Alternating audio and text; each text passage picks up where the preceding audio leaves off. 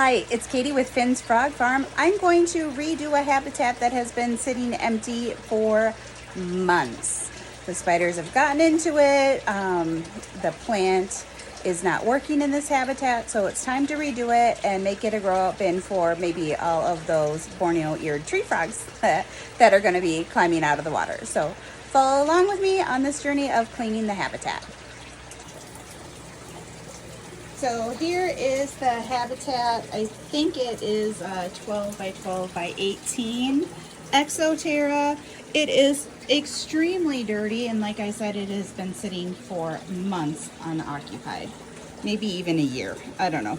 So the first thing I'm going to do is give it a good soak down and let the water do its magic.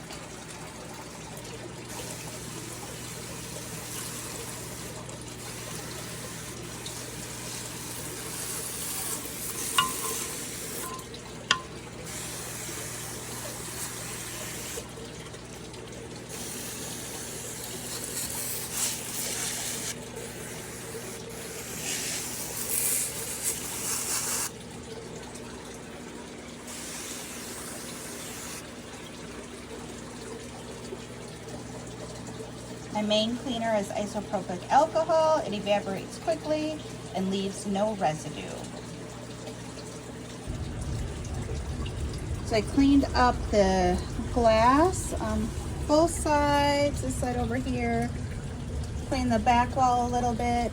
I took out the mother-in-law's tongue because it was just popping through the screen on the top. So we're gonna plant a different kind of plant in there.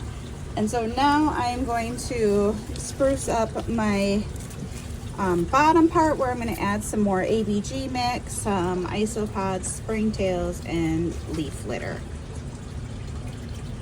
Hi, so when building this habitat, I didn't mention the layers, so let's take a look. This is a bioactive habitat. So we have our false bottom right here, and so this is a drainage layer. So if there's excessive moisture up here or water, it'll seep down through the barrier and collect right here, and sometimes you have to drain out this layer if it becomes too saturated with water. Then we have a substrate barrier, and this is to prevent that ABG mix from falling through and mixing with this false bottom. All three of these layers are available on our website or Amazon. And then right here we have the ABG mix. Now some people think, oh, I can use dirt, but ABG mix is especially made for terrariums. It's this lighter weight material that allows water to soak through the layers. Now we made sure to get this moist. We don't want to put dry ABG mix in there.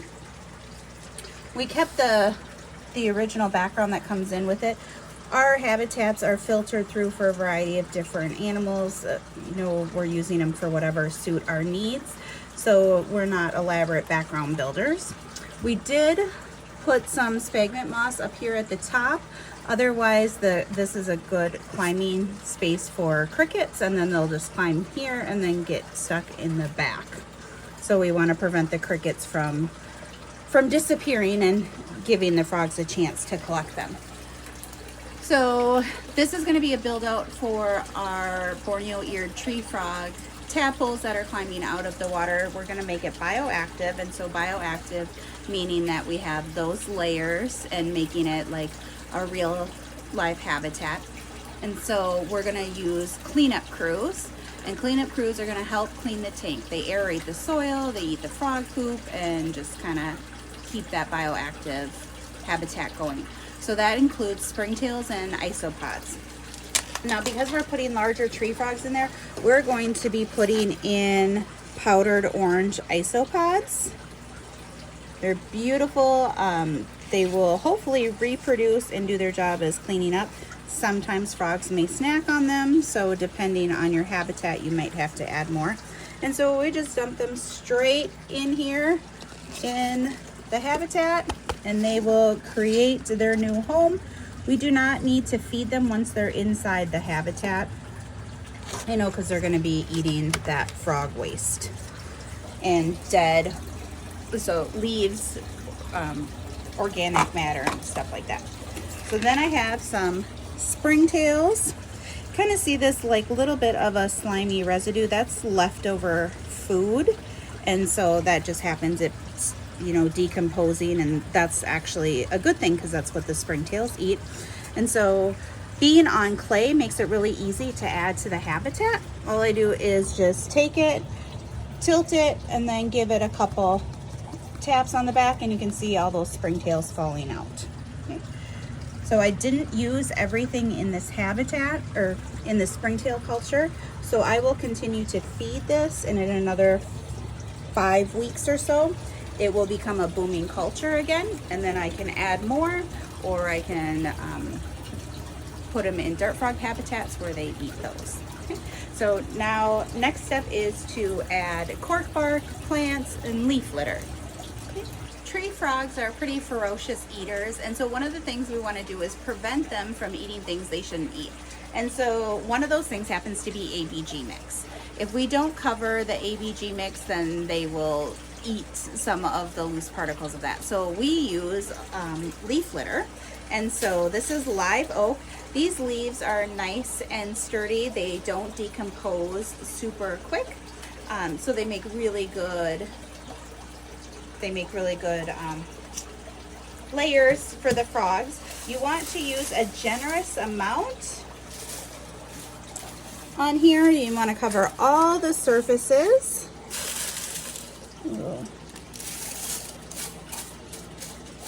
You know, dart frogs will use them as hiding spots, but tree frogs, it's really nice that to cover that dirt. You know, it helps keep your frogs a little bit cleaner. And just covering all areas. Okay. They add to the decor of your habitat.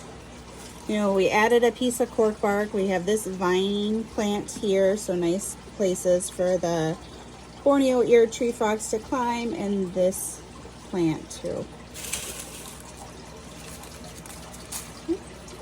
And then due to being tree frogs, especially Borneo, they're going to need a water dish. So we're just going to use an 8-ounce container for water.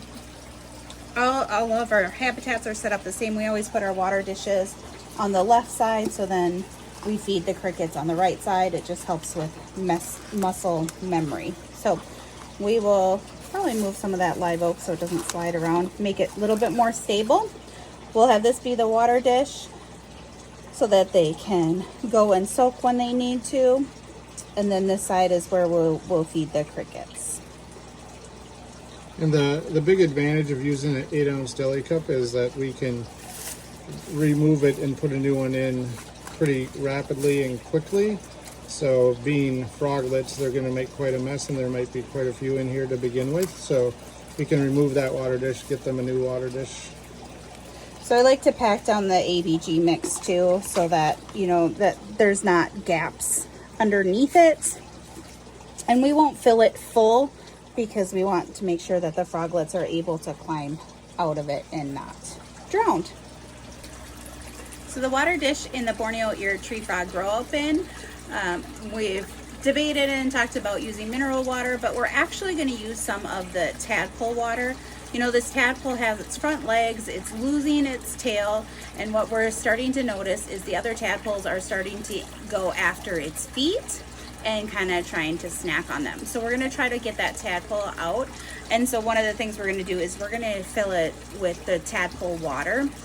It's what the tadpole's used to. It won't be quite a big of a shock when we move it into that water dish. So I can do one of two ways, just scoop it in or take it from the spout. I'm just going to take it from the spout to keep my cup a little cleaner.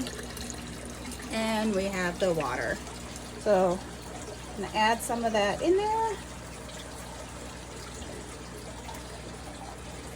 And so now I'm ready to catch that frog or tadpole and put it in here, and it will finish developing in here and grow out into the habitat. So I caught the Borneo Eared Tree Frog with the back and front legs. Look at, you can already see that wood grain pattern and that zebra print on the legs.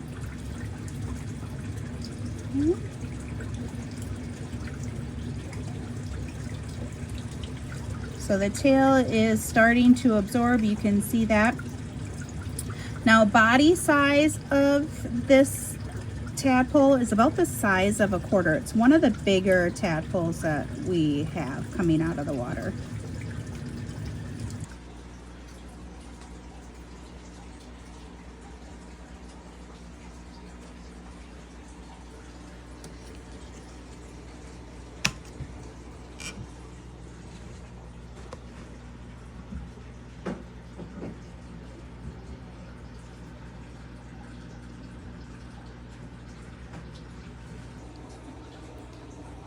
So we had the habitat built, and I came down to check on the tadpole of the Borneo Eared Tree Frog, and if you look right here in this cup, there is no tadpole. He has climbed out of the water, which is good. You know, even though they have their tail, they still, their front legs, you know, they're needing to breathe air. Look at that pretty wood grain pattern. Oh my gosh. So he's coming out, so in about 3 months we will have some available.